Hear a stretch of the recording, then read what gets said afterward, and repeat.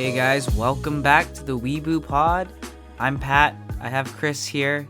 Today we want to talk about anime versus manga and what it means to us. We're going to throw in maybe some references, what's coming out, maybe what's ending, and just kind of talk about it because we watch a lot of anime, but we also read a lot of manga, and I think for a lot of people, they're very different. Some people might just read manga and some otherwise just might watch anime. It's kind of like reading a book or watching a movie. The difference is there. So we wanted to talk about it. We think it's a pretty big topic, especially within animation and Japanese culture. So we thought we'd touch on it. But yeah, thanks for joining us. Chris, how are you doing? I'm good, man. This week was rough though. I didn't have internet for like 3 days and I was doing nothing basically throughout the course of the 3 days. So this is kind of where my manga binge came in. I literally went to the closest Starbucks, sat there for a couple hours and just downloaded like 300 chapters and just read all the manga I possibly can in 1 week because I couldn't watch anime. So there goes my homework to do Sunny Boy or watch Sunny Boy. Oh man, tough. I can't watch Sunny Boy. I'm just kidding. I actually watched half of Sunny Boy up to this point. So I'm sure we'll get to that maybe next week after I complete it. But besides that, I read a butt ton of manga. Like, I've never read so much manga, I think, in 1 week or in any time period as much as I did this week. And how was it? Were you reading a lot of running series, or did you try to start some new ones that really haven't been adapted into anime yet? The main one I wanted to finish was Jujutsu Kaisen, or not finish, but catch up, because I thought it was only fitting that I would catch up on Jujutsu Kaisen if I already read Demon Slayer, and they're pretty comparable, right? They have the same or similar themes. They're very popular shonen shows right now. I binge read Demon Slayer about 2 years ago, so I was just like, you know what? Like maybe it's time I just binge read Jujutsu Kaisen and catch up. I don't know if my opinion on whether like the fact that I like Demon Slayer more than I like Jujutsu Kaisen has changed as a result. But I like Jujutsu Kaisen a lot more after I read the manga, which makes sense because that's exactly what happened with Demon Slayer. As a story, Jujutsu Kaisen, do you think there's more depth there than Demon Slayer? I mean, that's a hot topic, but You know, this this might offend people, and I don't mean it to offend anyone, but I honestly don't understand the premise of Jujutsu Kaisen that much. Like, I get it. And Demon Slayer, I'm not saying has a better premise or plot, but sometimes I get lost in like the complexities of Jujutsu Kaisen's plot. Like, yeah, I get there's these like curses that are born from humans and kind of like the negative energy that's there. There's obviously an antagonist that's very clear, but then there's these students that fight these curses, and there's these sorcerers that are graded based on their skill set. And that's like all I really know in the end. So I feel like I'm still kind of peeling back at all the layers of Jujutsu Kaisen, but the manga helped a lot for me, like personally, just to understand how the world kind of came about or like how the current situation came about. And maybe that's something they touch in Jujutsu Kaisen Zero, the movie. I just don't know because I haven't watched the movie. But yeah, maybe I'm just a dense person. I just fully don't appreciate some crazy depth to its plot. It more so just feels like a top-notch action show to me. Like there's so much action in it. The animation, it's not animation, the fighting scenes from the manga is prime, and I loved reading it. Like I changed my monitor from like a horizontal monitor to a vertical monitor just to read Jujutsu Kaisen so I could see every single thing that's on each page. But that, yeah, I'm just dumb, I think. I mean, I can see why some people might say Jujutsu Kaisen is a bit more complicated. It's not as straightforward as Demon Slayer, right? Demon Slayer is a clear antagonist, there's a clear protagonist, and it's a clear kind of path. You can see it very early on in Demon Slayer what they're trying to accomplish. Jujutsu, like you said, it's a bit more muddled. Not gonna say that it isn't a great anime or manga. I think it's just a bit more complicated because there's a lot more going on than just, Yuji trying to recover Sukuna's fingers and just do that. Because there's that, but he's also trying to save his own life, and then there's the relationships with, there's another antagonist in the Jujutsu sorcerers themselves. So it's not like there's just one demon per se that's causing all the problems.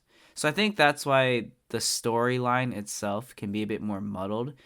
And I think Jujutsu has a lot more filler types where, there's just some other demon that's in some special category that they have to, or curse that they have to eliminate. Versus in Demon Slayer, everything kind of really ties back to one guy, right? Yeah, I actually didn't even realize that now that you brought it up. Like in Demon Slayer, it's easy because there's a clear antagonist. There's one sole source of the problem. But Jujutsu Kaisen feels like there's like 10 things going on, like you said. Like it starts off in season 1 with the whole let me collect Sukuna's fingers, right? But then it kind of tailors off to this whole Jujutsu High concept, and then also all these different special grade sorcerers that are in the back scene, I guess. And I guess that's where I'm kind of trying to tie everything together still. But with Demon Slayer, it's like clear cut, like, oh, Tanjiro is fighting this demon who came from Muzan, and that's the totem pole. It just ends there. Right. So I think Jujutsu has a bit more depth, and that's why I think Jujutsu is pretty popular. Is there's a lot more going on, and it's not as straightforward because I've heard some hate comments on Demon Slayer that are just like, it's just a straightforward shonen. Like, does it's there's nothing too special about the plot, and I that's why some people don't really like it and they don't really understand the hype around it. But these are people who read the manga and didn't watch the anime. And actually, they didn't watch the anime because they said, why would I watch something that I read and I thought it was just, straightforward. It was okay, but it was just action. And I got it. I understand it. But I was like, anime is a very different beast. Depending on how much the production studio puts into it, it could be, a great show or a terrible show. It's kind of weird because I know there's gonna be a divide for the next however long until the series ends, right? Between Jujutsu Kaisen and Demon Slayer, and there'll be people that like both too, which is totally fine. You don't have to basically pick one side, right? You could like both. That's totally up to you and your taste. But it does feel like there's like this like kind of hostility towards one another. But I think that's like kind of warranted. Like they're clearly the ones that are up in the front of the shonen category, and they should be up in the front of the shonen category. And they're the ones that are kind of this generation's like Naruto, kind of, right? Where we're going to look back at this generation, the best shonen that came out of it are these two. And the people that grew up with it are going to think that these are the two best anime that came out like during their lifetime, which is totally fair. But it's kind of exciting, or like something I'm looking forward to see how this kind of develops and unfolds, like as they release each new series, each new movie, etc. There's just always going to be an argument. Is Jujutsu better than Demon Slayer? Is Demon Slayer better than Jujutsu? Did UFO Table do better than Mappa? Did Mappa better produce Jujutsu than UFO Table? Like, it's going to be crazy. But like, they're going to be setting new standards for anime that, because they're going to try to one up each other each time, right? And that's going to just bring like this whole new like golden period of anime, because we saw what the Entertainment District did with UFO, or what UFO Table did with the Entertainment District. Like, I can't even imagine what Mappa's gonna like come out next with Jujutsu Kaisen, and same with the next season of Demon Slayer. It'll be crazy. It's interesting that you kind of bring it up because I mean, I don't know how reliable this source is, but I was looking into some of the sales rankings of 2021 for manga, and obviously the top two are Jujutsu and, I don't know if that's obvious, but Jujutsu and Demon Slayer were the top two in terms of this list, and it was a wide margin. So Yeah. I can see that, it doesn't matter where it's going to take place. It could be movies, it could be anime, it could be the manga. But these two are just going to be going back and forth between each other until they end. And, some seasons of Jujutsu might be better than Demon Slayer, but Demon Slayer might be better with the production budget that they've gotten. It's hard to say, but right now I think those two are clearly frontrunners, like you're saying. And just for some, more granularity into it, Jujutsu Kaisen sold, according to this, 30,917,000 copies in 2020. And Demon That's Slayer already a sold crazy number. 29,511,000 copies. So these are huge numbers. Like, huge numbers. I'm guessing this doesn't even count Shonen Jump, right? Like, Jujutsu Kaisen is still going through in Shonen Jump. So there's someone that has to be buying Shonen Jump and reading it on a weekly basis. But the sales are usually based off the books, like the books that have like 5 or 6 chapters or so. That's what I think. But I might be totally wrong. It might include the Shonen Jump numbers too. Right. And I think it's pretty insane that Demon Slayer is at number 2 when it ended. Yeah, yeah. So that's what blows my mind, because Jujutsu is still ongoing, like you say, but Demon Slayer has ended. I mean, AOT is in 4th. It had sold 7 million copies, but it also ended. So I was like, that makes sense. Yeah. Pretty shocking. It's weird. Yeah, it's weird. shocking. The Demon Slayer popularity in Japan is like, I don't know. Like, I know Jujutsu Kaisen is really popular in Japan too, but I don't even think Jujutsu Kaisen even compares to Demon Slayer in terms of the popularity, the overall scale of the popularity. Not the manga, or like not just the manga, but the manga plus the anime plus a movie plus music from it. Like, for whatever reason, Demon Slayer just like has transcended all different categories. Like, you see Demon Slayer being referenced not only in like anime news, you see it referenced in like award shows of movies, or like music shows of just like what's the best song right now, etc. Like, it's kind of crazy. Back in the day, as I was a kid, I used to buy the actual manga books because it was just nice to read, and not like we had computers as kids, right? But nowadays, with the growth in technology, I've only read manga online, but it's kind of nostalgic. It's kind of nice to find those old manga books. And I don't know if it's like an art piece almost, but it's almost like I wish I had some of these manga books, because I could, I don't know if I'd display them, but they're just kind of nice to have. I don't know if you feel something similar.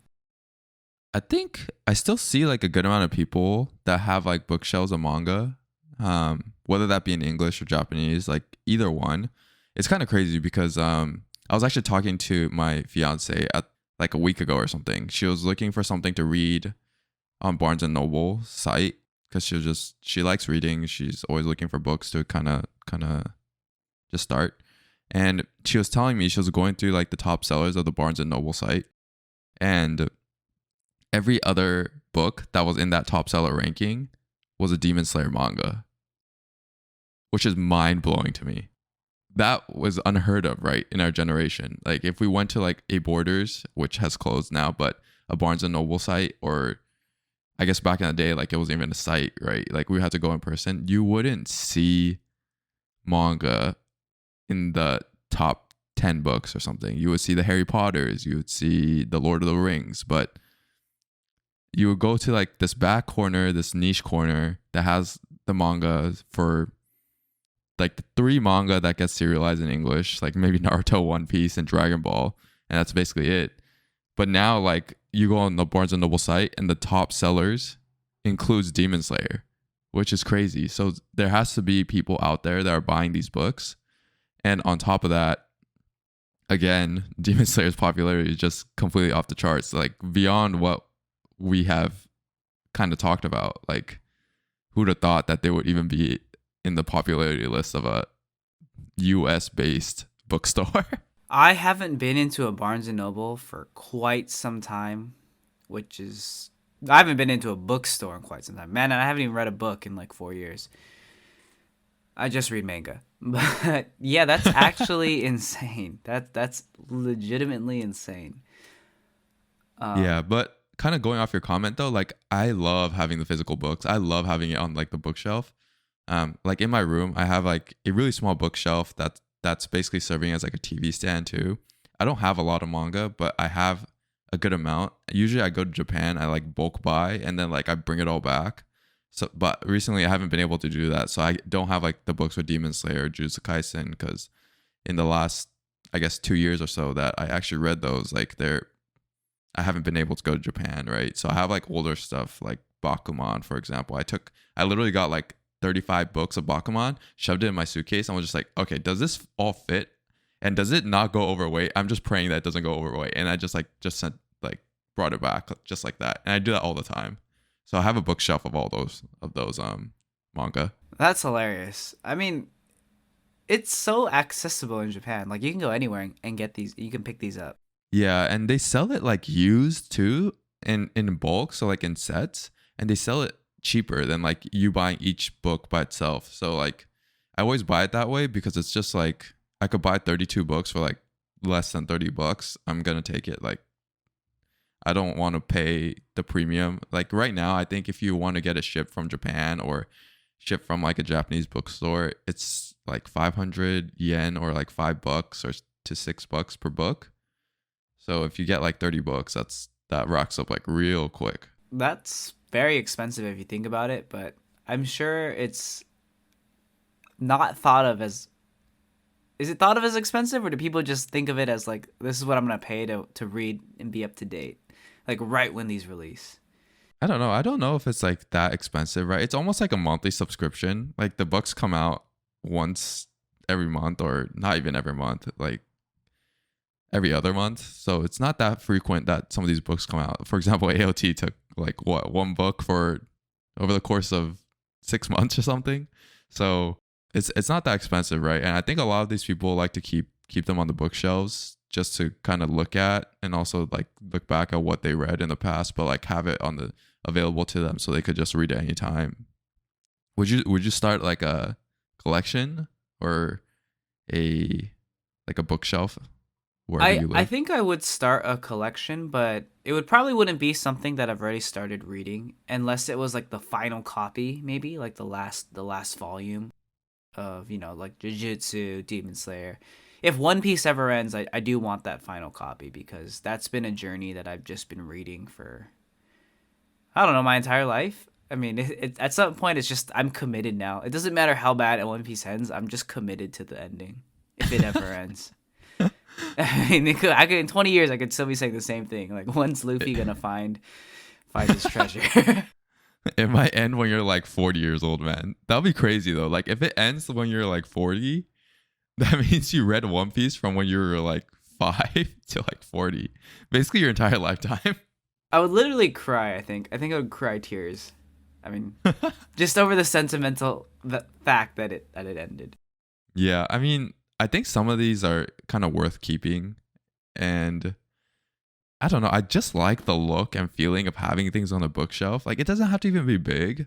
If it's a manga I really like, I just like seeing it there. Like I don't know why. It kind of brings back like a nostalgia feeling where I was like, oh yeah, I remember the feeling I got when I read that manga, and I could like go back to like a specific scene, flip through real quick, and I'm just like, damn, dude, that just hits. Like it just feels when I read some of these manga back again. I mean, it is really different to read manga versus watching an anime. It's almost like finding that specific scene from an anime that you just want to rewatch and just get hit with the feels.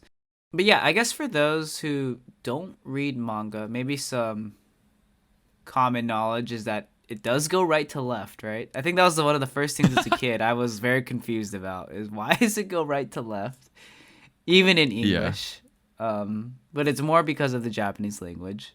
Does it confuse you ever, or is it natural for you to just when you know it's a manga, I just gotta open up from the other end?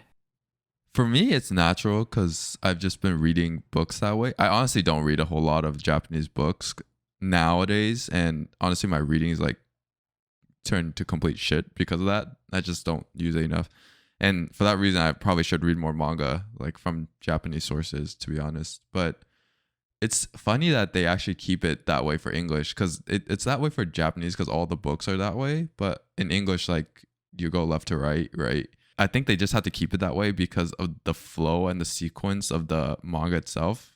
Like it was intended for it to be read from right to left. So if you change it left to right, it almost feels unnatural for it to be flipped that way. Right. You would almost need to flip the pictures around. Yeah, which would be a lot of work. Yeah, I mean, it's something I haven't really noticed because, like I said, lately the past like 5 or 6 years or so, I'm just reading manga online. But I do remember like having that physical book and just having to flip with my other hand, and I was like, it just was very odd to me. I mean, I was reading right to left because I was used to it, but just the flipping motion just felt unnatural. But nowadays, left hand, right hand both feel natural because I don't read physical books ever, like at all. Yeah. Yeah. I think I'm the same way. I mean, like I read everything online too, and there's so many like sources for it, right? Like Viz Media is like insane. It's like $1.99 for you to get access to the entire Shonen Jump library, and like like what? Like $1.99? That's insane. It sucks that you don't have the book in your hand in possession, because I know there's a lot of people out there that prefer to read not on a screen, right? On the actual paper, like the paperback. So in that regard, it does suck a little bit, but like to be able to read every single Shonen Jump manga that's kind of come and is available for $1.99 a month is just like absurd to me. It's crazy that like we live in a day and age where you can do that. I mean, I just really like that concept that, you can publish Shonen Jump and you get 8 stories, 10 to 10 stories a volume. I mean, maybe a bit more. But it's just cool that you can kind of keep up with everything at once. I thought that was always a really interesting concept. I mean, obviously you can't really do that in America because there's just cartoons, there's comics, but everything is really Right. sold individually. It's not really a package like that shit. Those Shonen Jump or there's manga. I don't know. Just thought it was an interesting concept that I really do like. Yeah, I kind of wish we had it here. I do in the past. Like I've read through Shonen Jump before. There's like Japanese bookstores down in Southern California, so like you could kind of go to them and then you could pick up a Shonen Jump like each week, or by the weeks that they had available, and then like read through it each week, which is nice because it's almost like you're watching like weekly anime, but it's all in one place. Take the book, go home, flip through it for the rest of the day, and like that's a great value. Like you just got a whole day's worth of things to read just for like $5 or something. So I remember I used to do that, but you know, you can't always go to the store. You can't sometimes like import export stuff gets a little complicated, so we don't have that as much access to it. But it's a pretty cool concept. I don't know if we'll ever, I don't know, like it'll never be a thing in the US because now we're just kind of switching to digital, and it's just an easier way for these people to kind of reach the global market without like printing a bunch of stuff, which is great too. You know, you're saving a lot of paper and you're doing the environment a service, so that's a good thing. Honestly, in Japan, do people get newspaper like how we do in the U.S.? Like how someone physically goes and delivers your newspaper to your doorstep every morning? I actually don't know, but they definitely get like a daily newspaper. But I think you could buy it at the convenience stores there. So I'm not sure if that's the way they do it or they actually deliver it. I want to say they don't deliver it though. Oh wait, no, no, no, no. No, I'm wrong. They do deliver it. There's definitely people that deliver it because I think one of my cousins used to have like a newspaper delivery job, and then she would wake up at like 4 a.m. or something and then bike around the neighborhood to deliver newspapers. Because I was always wondering, like, I mean, you could put the anime or the manga in the newspaper. I don't know if they have an anime section, not like a comic section like we do in the U.S., right? Because growing up, I always used to grab the newspaper and just read the comic section before Yeah. school every day. I think there's a couple running cartoon comics that are U.S. based that I would just read, but they're not a story. They're just daily shorts that are just entertaining.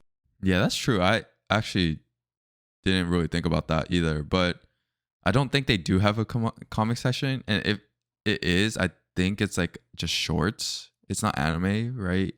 So I don't know if that's like complicated to do that, but it would have been cool because if you just have that on a weekly basis, right, and then you just have it at in the same newspaper section or the newspaper bundle, then you could just go through each anime. I guess I think you also looked up some of these top animes. So I figured why don't we just go through them, just for everyone who's actually listening. why not just give everyone the rundown on the list that we have. I don't know if it's completely true, but at least we can go through it. And I think there's a couple interesting ones on that list, right? Yeah, you could go through yours. Yeah, so like I said, the top anime of the year was Jujutsu Kaisen, followed by Demon Slayer. And then coming up in third was Tokyo Revengers. So Tokyo Revengers had a lot of popularity in, I guess, Japan. I would say more so than the anime itself. And I think there's a lot lost in Tokyo Revengers versus something like Demon Slayer, which follows the manga a lot closer. Granted, I haven't read all of Tokyo Revengers, so I can't say it for certain, but when I did read Tokyo Revengers, I thought it was more put together than the anime. And I think that's just something that's difficult to do when the anime or the show itself revolves around, a bit of time travel and time theory. So I think that Mhm. just becomes a little bit of the difference there. But I do like Tokyo Revengers overall. It's very entertaining. As long as you kind of ignore some of those plot holes, like, it's really good. And there's less of those questions in the manga, which is why I like the manga over the anime. Right. And in my list too, I have the same exact thing. So I have Jujutsu Kaisen 1, 2 is Demon Slayer, then 3 is Tokyo Revengers.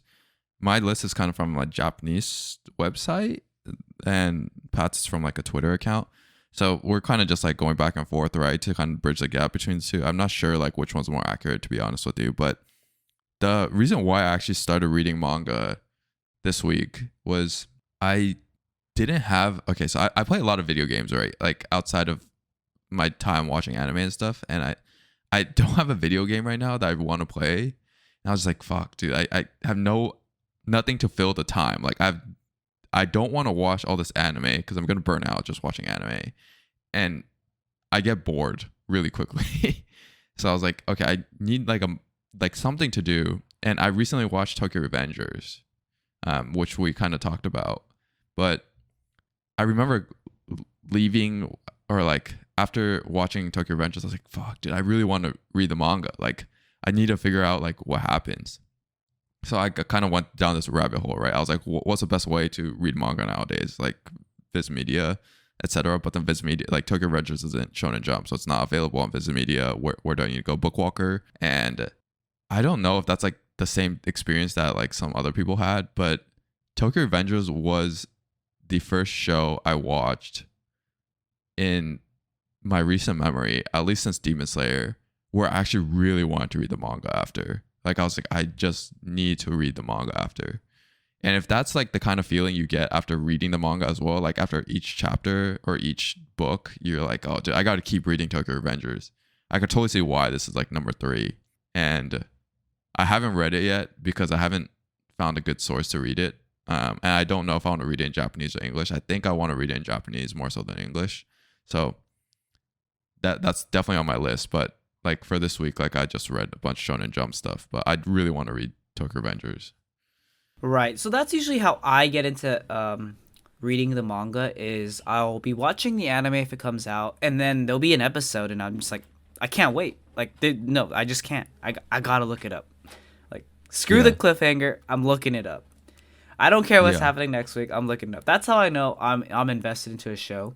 Tokyo Revengers was one of those shows, and when I did start reading the manga, I think that was one of those times where I stayed up to like 4 or 5 a.m. and I just said, I don't need to watch the anime anymore because the manga is so good. So Yeah. I really like Tokyo Revengers. Like I said, it's very different. I don't. I would definitely recommend the manga over the anime. I think both are good. I just really like the manga on that one.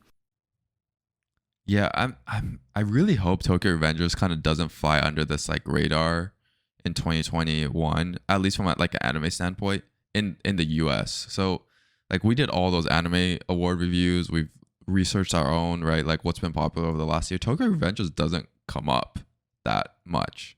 But we know at the time when Tokyo Revengers was coming out that there was a lot of people watching it too.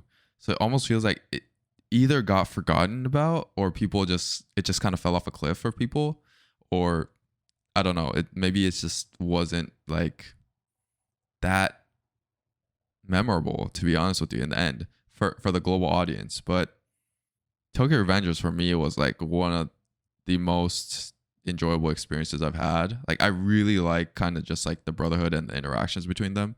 So I totally see why this is third, and I totally understand why Japanese people will like it too. Maybe because we're both Japanese, and then um yeah, I hope it does well still in the future. Yeah, yeah. You know what's funny? Just quick comment. You know, on the anime awards, how I think, especially the Crunchyroll ones, we were a bit like we weren't. I wouldn't say unhappy, but we weren't thrilled with the awards.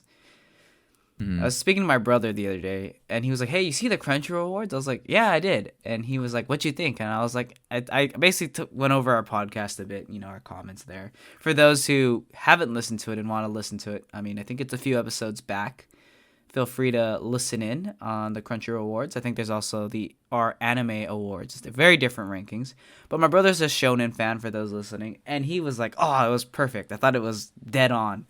And I was like, "Oh man, so this is where these Crunchyroll Awards come from. It's you, people like you, which is no problem with, but it just means they only watch shonen."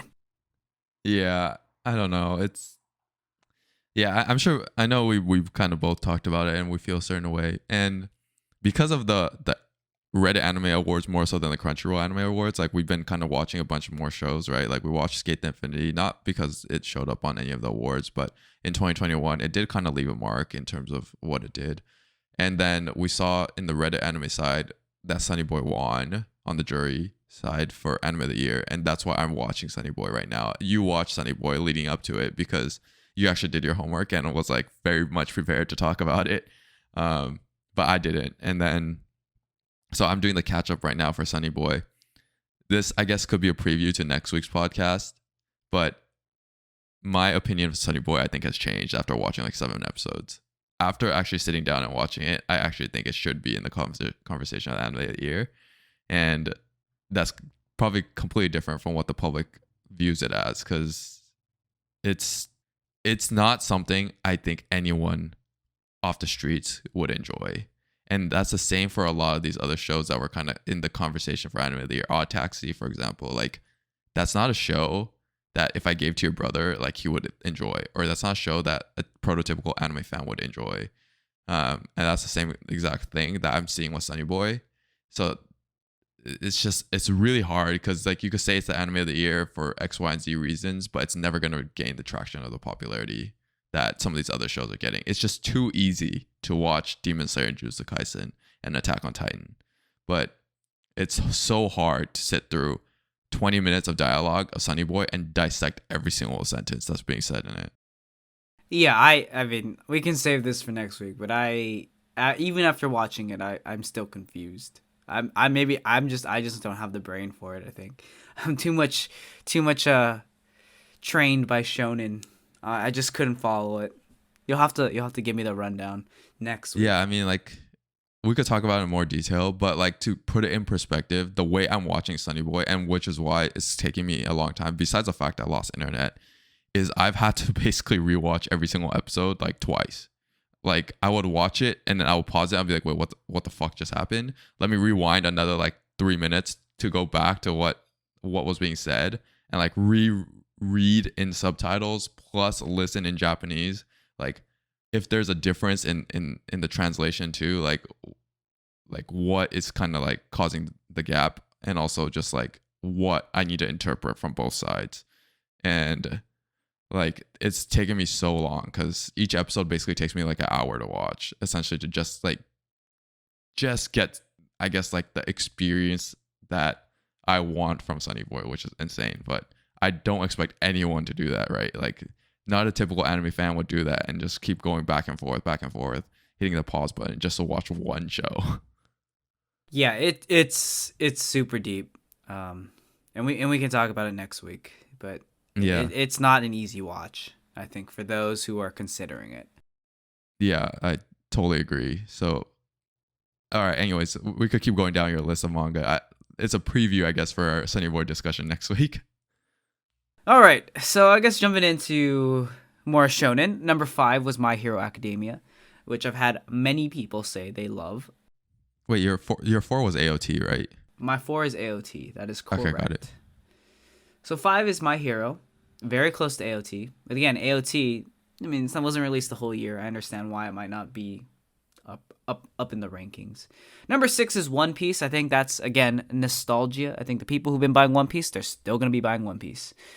Nothing wrong with that. I think it's always going to be there in every year going forward until it ends. Actually, I think the year it ends, it's probably going to double or triple. Number 7 is the one we're really looking forward to, Chainsaw Man, at 5 million copies. So that one's going to be big. I haven't read it yet. I'm really just waiting for the anime. I don't want to spoil it for myself. So I don't know if your rankings I actually read it. Also have it there. Okay, do you want to give us, a 1 or 2 liner about Chainsaw Man? Good, not good, top 10?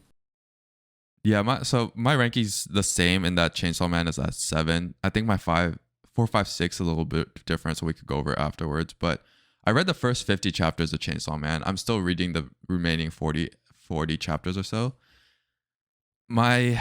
The thing with Chainsaw Man is it's really similar to Jujutsu Kaisen. Like, it's very, very similar to Jujutsu Kaisen, because Demon Slayer started with demons, right? You're fighting against demons. Jujutsu Kaisen went with curses. Chainsaw Man is devils. Like, there's very much a correlation between 3, right? I don't know what more, like, what the next shonen is gonna be about. I don't know, like, what's the next thing that comes from devils? I don't know, but super action packed, a little bit dark, a little bit more gory than I think Jujutsu Kaisen or Demon Slayer was, which is saying a lot because I think Jujutsu Kaisen is a bit gory. It sounds like a Tokyo Ghoul then. Yeah, it does feel like a Tokyo Ghoul. Like, really, I could see the animation being more grotesque than Jujutsu Kaisen, but it's really entertaining. I don't know if you like the main character. He's kind of like a degenerate, to be honest with you. So you might be like, what the fuck is this guy? Because he almost more so resembles like the mindset of the Mushoku Tensei like main character. Like, I don't want to spoil anything, but I think everyone is going to like love the show because it's so close to Jujutsu Kaisen. But I can also see people not liking it because it's too much rated stuff. Like, it's too out there to some degree. Right. All right. Well, I mean, it's supposed to come out in 2022, so I guess we'll see then. And I should preference my list by saying this is a sales ranking. Doesn't necessarily mean favorite ranking. Yeah. So I guess really close to Chainsaw Man, coming in at number 8 was Spy X Family. I know you started this one. I haven't started it, but it is coming out very soon. So I think this has a lot of hype coming in because of the popularity that it has as a manga already. Yeah, this might be a bold statement or a hot take, but like during this week, I read Jujutsu Kaisen, all of Jujutsu Kaisen to catch up, Chainsaw Man up to a certain point, and I think like 75% or 80% of Spy X Family. And out of the 3 I read, I actually enjoyed Spy X Family the most.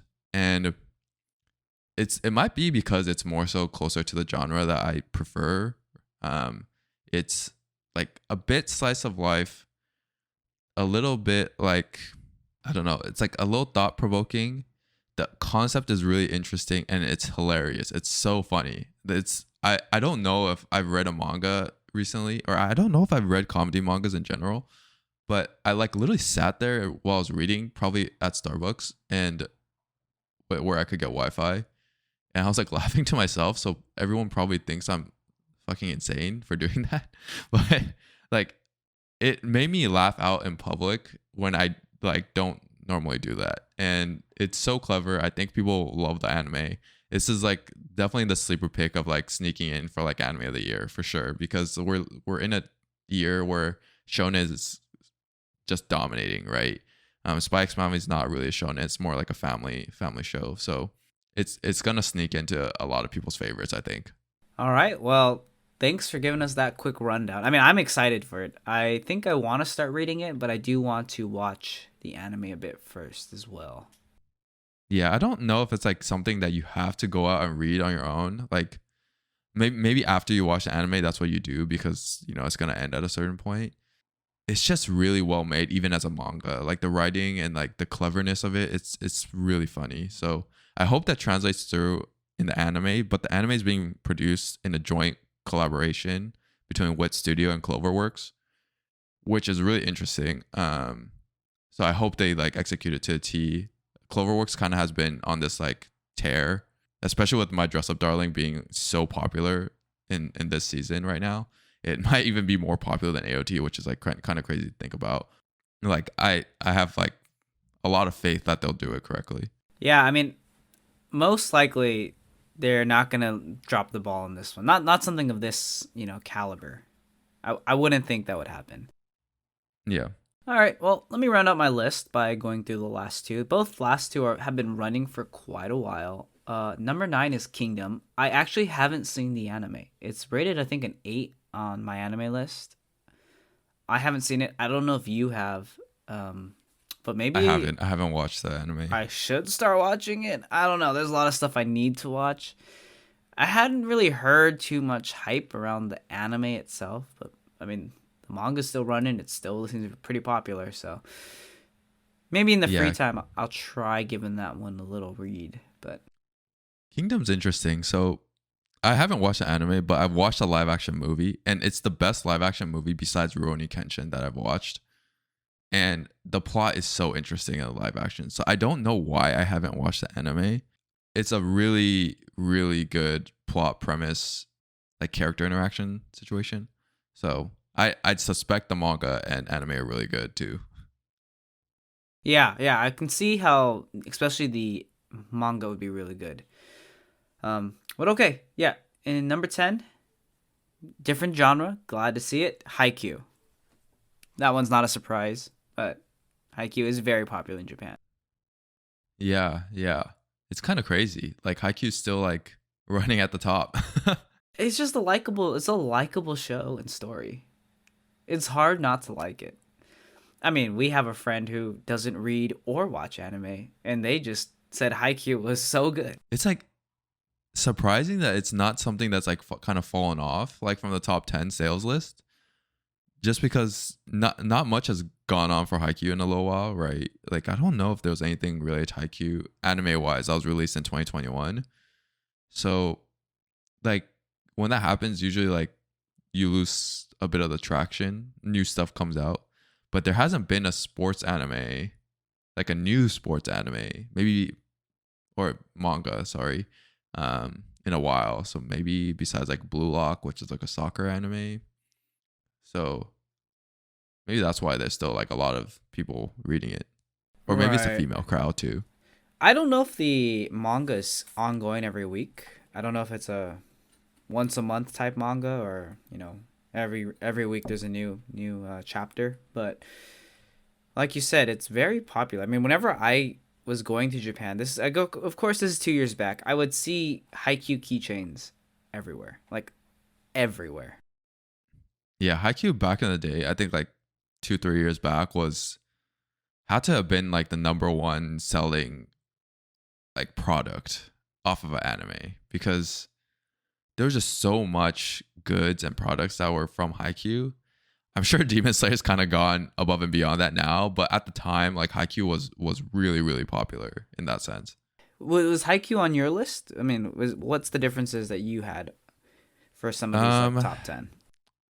The ones that are included in my top 10 that weren't in your top 10 is World Trigger. I don't know why that's in there. I don't know what show this is. It's like an isekai show, so I'm just gonna ignore it. But Promised Neverland, and I think the time I got reincarnated as a slime. I could see cases for all three of those. Yeah, I mean, like I don't know what this is like based off. I thought the time I got reincarnated as a slime was actually a light novel, but I didn't realize it was a manga. I thought it was a light novel too that got adapted, but I've been reading the manga, so I'm not actually sure which one's which. Oh, okay, maybe it is a manga. I just have no idea. I just assume every single isekai at this point is a light novel in my head. Speaking of reincarnated slime, they released this week that there is a movie coming out, which I don't know if movies are the new thing, but based off the artwork that the current anime has, it's probably going to be pretty good and very entertaining. I mean, the trailer came out and it was a good watch. It was maybe not as hyped as some of these other trailers, but based off the popularity, I'm pretty sure it's going to be pretty popular as a movie. Is it a continuation of the story or is it like a side story? So I read the manga and I haven't seen this arc before. Maybe so Oh, I okay. haven't read the manga in maybe about half a year. I need to catch up. So I'm not sure if this is referencing the manga or maybe it is a light novel. But it says that the author is the original light novel series drafted the film's new story. Okay. So I think it So I is a guess it light novel. is. Yeah, and I think the Yeah. author of it decided to create this film. So I don't really know much about it because I don't read light novels. Yeah. That's interesting. I guess like they're gonna just keep the series continuing as an anime series and then, just rake in some money when they could where they could. Yeah, I mean it has a lot of popularity, so I can see it. Yeah. It's probably the most popular isekai, right? It has to be. It Or I guess Maybe Mushoku maybe. Mushoku. Yeah, Mushoku. Speaking of Mushoku, right? That just got a second season announced, I believe. Yeah. I think when they announced the second season of Mushoku, a lot of people were like, what? Confused because they thought the last season was the second season. I But thought it's that like too. it's technically like season one, core two. It's like the whole Jujutsu Kaisen thing. So I don't know what kind of defines like the separation between the seasons anymore. We've just gone from seasons to cores, I guess. Right, But there's for sure gonna be the second season, part one and part two. I mean, yeah, guaranteed I with would. Mushoku. Yeah, I definitely suspect that. I don't know how the Mushoku story plays out because I just haven't read the original source. But I'm hoping it kind of keeps like the same level of quality throughout the show. Like if I hope they're not like rushing the season two and then losing some of the production quality that they've maintained in the past. Right, right. Well, Mushoku, as I would say, Mushoku is probably a bit more popular than Reincarnated. But again, it might be geared more towards an older audience versus I think Reincarnated as Slime is definitely anyone can watch it and enjoy it. Yeah, it's definitely close. Definitely close. But yeah, I think overall, I mean, manga is a pretty big industry in itself. It's huge. I mean, I was looking up some stats and like this entire industry grossed about 675 billion yen. That's about 6 billion US dollars for those listening. Which is a crazy amount of money for a comic. I don't know if comic is the right word, but this industry. I mean, it's been growing every year, and I can see it not stopping. Versus like something in America, I think paper has really gone away towards digital. Like everyone has been buying Kindles and reading books online. They've been, just everything has been digital in Western culture these days. Even the newspapers. But manga in Japan just seems to be growing regardless. And digital sales increased 20% in Japan. But I don't think that attributes to this huge number. I would say it's probably half and half, right, in Japan. Right. I think it's like I don't know if this kind of goes back to our conversation about how Japan's a bit slow in terms of adapting things. Or maybe they just want to kind of keep manga as like a paper back thing. I don't know, right? Like especially for something like streaming music, they were so slow on that. Even streaming TV, so slow. They for whatever reason just don't want to kind of switch to these new ways of, I guess, or new platforms or entertainment platforms. And I don't know if manga will kind of completely switch over to like being a fully digital thing eventually. I feel like there's a part of them that wants to kind of retain that paperback form. Yeah, I think eventually they're gonna have to switch to digital to some extent. I mean, I think digital grossed about 3.5 billion last year, according to this article I'm reading. Which I mean, that's a majority over the paper or the physical copy, but it's not as skewed as I would say the U.S. is. And I Yeah. think there's some nostalgia to like walking into the bookstore in Japan or walking into a coffee shop and just reading manga, like the actual book. Yeah, I think they're gonna try to retain it as much as they can, but there will definitely be like a switch to digital. I do think a lot of people read it digitally on like trains and stuff now, which wasn't a thing before. You would kind of keep the book and then read it on the train as well. Now you could like read it through your phone. So there's to some degree the convenience of switching to digital, but I do think they're going to try their best to kind of retain the paperback form. Do you prefer reading manga more than watching anime, or do you actually prefer anime over manga? I prefer anime because it's easier. I can just sit back, drink, eat. Especially with manga, I hate having to scroll and flip. You know, if someone was doing that for me, I'd probably enjoy reading the manga, but I just Oh hate my. having to like click and scroll, and then I get ads and I'm like, "Oh, this is triggering." So, that's why I like reading the anime until the anime ends on a cliffhanger and I'm just sitting here like I need to know what happens. Like it doesn't matter what time of the night it is. It's like I got to find out. And I'll start reading, and once you open up that first chapter, that's where you walk into the abyss. And I think everyone who's been in that situation knows exactly what I'm talking about, where you can't stop clicking the next chapter. Yeah, I was the same up to this point, and I don't know if I'll stay the same. But I preferred anime over manga primarily because it's just easier to digest. You don't have to read. Just more energy, right, that you have to expend on reading. And I do like kind of the animation, the music, and the score that you kind of get from the anime experience versus manga. But after reading Spike's Family and hearing certain things like the manga from Komi Can't Communicate didn't translate as well to anime as people thought it would, and they think like that manga is superior, I do now feel like I need to read more manga in order to see kind of bridge the experience almost, where there's pros and cons to both sides, and some shows are just going to be better as a manga than it is an anime, and like just kind of appreciating that experience more, because I haven't read that much manga just to read the manga unless there was no anime for it. So like instead of just using it as a way for me to find out what happens next, like with Demon Slayer and Jujutsu Kaisen, I feel like there's some stuff out there I just need to read just because I want the manga experience over the anime experience. Yeah, I mean, there are different types of experiences, right? At the very root, it just kind of depends on your mood, in my opinion. Yeah, I think that's probably fair, especially because like sometimes you just want to go into that monkey brain state and not have to use your brain. So then like anime is just way easier to digest in that sense. Other times manga is effective in that like you actually save a lot more time reading manga than watching anime, because you could get through the same amount of chapters in a manga and probably half the time that it would take in an anime format. Right. I think maybe we're just monkey brain people.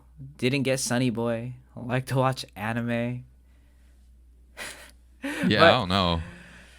but yeah, I think the times factor of it is very important. Like you can definitely get through a lot more plot and get more detail in that plot with manga. So that's the nice part for sure. Yeah, I mean, like it took me like 2 3 days of like reading, outside of work to basically get like three more TV series out of Jujutsu Kaisen, a full season of Chainsaw Man, and like a full season of Spy X Family. So like that would take me almost a week plus, right, just to watch an anime. So in terms of saving time, it's like it's very effective. Right. Yeah, and in the time aspect, I think that definitely is a big factor there. Okay. Well, I guess going forward, I mean, we'll keep everyone updated on maybe some of these journeys, and I'm probably gonna start either Chainsaw Man or Spy X Family eventually. So it'll be nice to compare those two against the anime, especially when they come out. But yeah, any other topics you really want to touch on? I think there's some big things that kind of happened in the anime world recently. One of them, we were kind of talking off the podcast, but I totally forgot about this, was Funimation merged into Crunchyroll, which is kind of crazy. Yeah, thank God. Finally. That took way too long. Yeah, what do you think about it? I guess like we're both happy, right?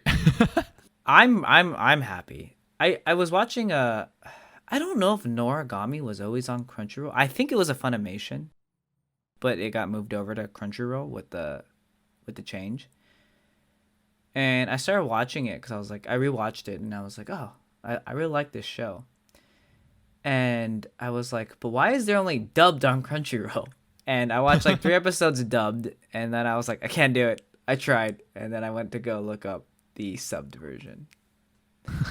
But overall, I mean, I'm glad that it's all on one platform now. It's just easier that way, I think. Yeah, it's just so much easier, right? Like to have all your anime on one platform, it's almost unheard of. Like I can't believe we've kind of got to this point after all these years. I never really thought that this would happen. I just always thought there would be a divide, Netflix, Hulu, Crunchyroll, Funimation, etc. But the merging kind of makes the whole experience a lot better. I think one of the things that Crunchyroll kind of missed out on in the past is a lot of these, I think, movies weren't on Crunchyroll, and like there's things that on Funimation that just is not on Crunchyroll because Funimation always retained the rights. So something like more movies will be kind of nice to get on Crunchyroll down the line. Yeah, I definitely think it'd be nice. It's just gonna be nice to have everything in one place. Yeah, I'm looking forward to it's just the better better. UI. Like the UI in Funimation needs to never be seen again because that was unfixable. Yeah. I think that's what Sony realized is it Sony? I think it's Sony. Yeah, I don't understand how you can't fix a UI, but it's fine. We'll look past it. Now we could just use the Crunchyroll beta version, which is great, and I just hope they get a smart TV app for Crunchyroll. Yeah, I don't know why it's still Funimation. I mean, I guess that app is dead now, but I actually bought Yeah, a Chromecast just so I could watch Crunchyroll on my smart TV. But yeah. Crunchyroll used to have like a smart TV app, but then like they discontinued it for whatever reason. So now we just have to kind of revert to Chromecasting for it. I think it's because the smart app crashed a lot. It would crash Oh, a okay. lot, right? I mean, we experienced that many times. I think there's a few other things too in terms of like recent news. So Spice and Wolf just got a announcement saying that they're gonna do like a revamped version of it, which is crazy. I think Spice and Wolf came out back in like '06 or something, '06, '05. I don't remember, but it's one of the first anime I watched, and I remember it being really, really good, and I still think it's really good. So I'm hoping this like revamped version will more so be like a Fruits Basket revamp, right? With where Fruits Basket got a new edition and it did really well. So I suspect the same thing would happen with Spice and Wolf, but I hope they don't like they understand that and they don't like completely drop the ball. Because if they drop the ball, then everyone's perception of Spice and Wolf is gonna be that it's bad when the original is fantastic. The original Spice and Wolf is really good for those who want to go back and watch it. I mean, it's really entertaining. It's just Yeah. that was one of the first ones I think I watched as well. But I think you had me watch it. I think that's how that one worked. But that one was really good. I remember it being really good. I haven't seen it in a long, long time. Maybe it's a time for a rewatch before the revamp comes out. Yeah, I don't remember when I watched it. I probably had watched it almost over 10 years ago, which is kind of crazy to think about, but it was just a really well made like slice of life kind of show.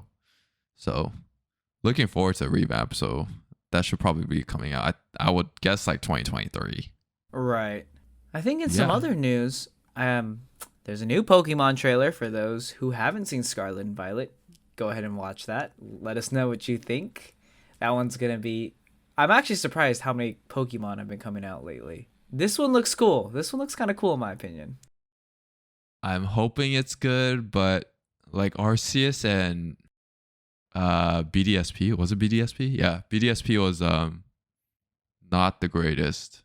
These open I worlds just they're not doing them right. I don't know. Like the thing with the Arceus open world is that it's not It's really not really open that. world.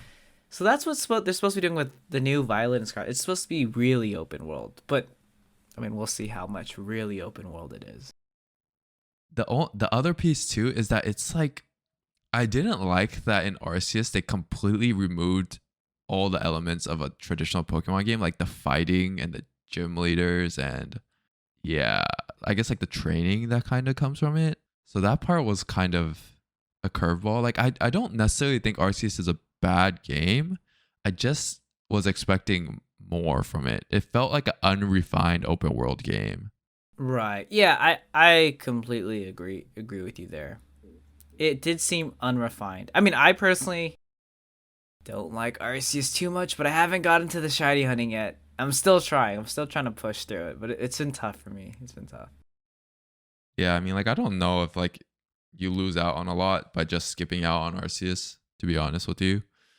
Like Scarlet and Violet, if I had to guess, is just going to be a better version of Arceus anyways. But I mean, you got to wait like a year for it. It would be interesting though. I don't know what Nintendo's plan is around this, but I did they say when Scarlet and Violet are coming It's out? supposed to be fall of this year. It's the end of 2022. I know It's that. always November, right? Maybe November. Yeah, maybe November. Yeah, I feel like it's always November that they release a Pokemon game. But Breath of the Wild 2 is supposed to come out 2023, right? I'd have to go check on that one, but all I know is I need to start playing the Switch some more. Yeah, I'm pretty sure Breath of the Wild 2 is coming out 2023. So we would essentially get like back to back open world games. I would assume Nintendo spaces that out, but I don't know. Like if they release like Scarlet and Violet in November and they release Breath of the Wild 2 in January, like Scarlet and Violet's going to get like a 2 month play for me and that's it. It ends there. Yeah. Once Breath of the Wild comes out, I think Pokemon is going to lose all traction. Yeah. So hopefully they kind of time that perfectly, but I just want Breath of the Wild 2 ASAP. Yeah, I mean, they've done a pretty good job just releasing, packages over the years, just to keep, people at least aware that they're still working on Breath of the Wild. I think that was a smart play on them. Is really just add in these like little extra, quests or dungeons that people can do. Yeah, I just need new games, man. Nintendo has not released a good new game in a long time. Well, speaking of games, I mean, I know you're not really a turn-based game player. I am. I played a lot of Square Enix games, Bravely Default, Bravely Second, Octopath. Square Enix is coming out with an Octopath prequel, I believe, but they're releasing it on the smartphone, and it's supposed to come out in Really? 2022. Yeah, it's called Octopath Traveler: Champions of the Continent. I was never a mobile game player, but now that Square Enix is coming out with my favorite series in mobile, I see no way I don't start to play it. But it's free to play with imagine Octopath optional being mobile. in-game purchases. I don't know how they can make in-game purchases there, but I hope I don't end up spending all my money. What I suspect Octopath Mobile to be like is, have you ever played like, was it called Brave Frontier? I have not played that. It's like a RPG. It's not JRPG, but it's an RPG where you get these units and you like fight them against the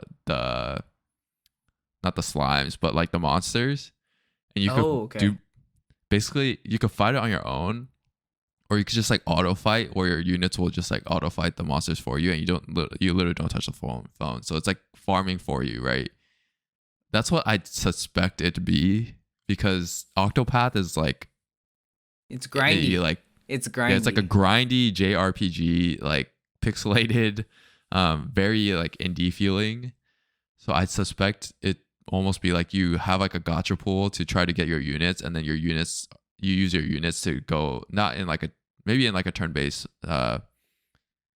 fighting format, and then like you could automate that if you want.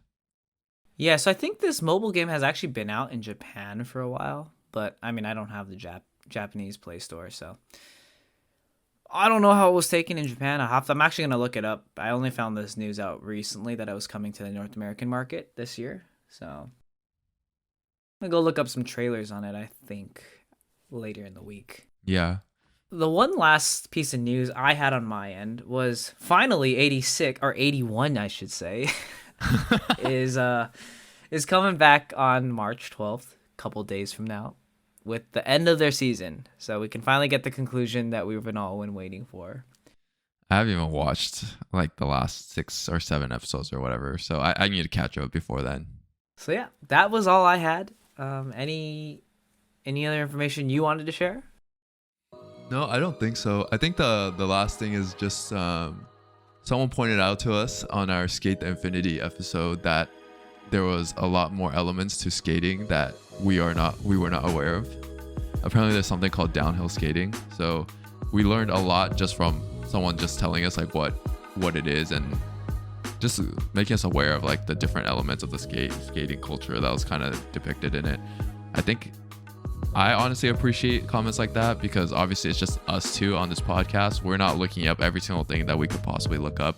We're obviously going to say something that's not fully accurate sometimes. So like I rather have people just tell me like that we missed something. So I mean, if you want to leave comments on our YouTube videos just to let us know or just to give us thoughts on what we said, like we're happy to respond to anything that you say there.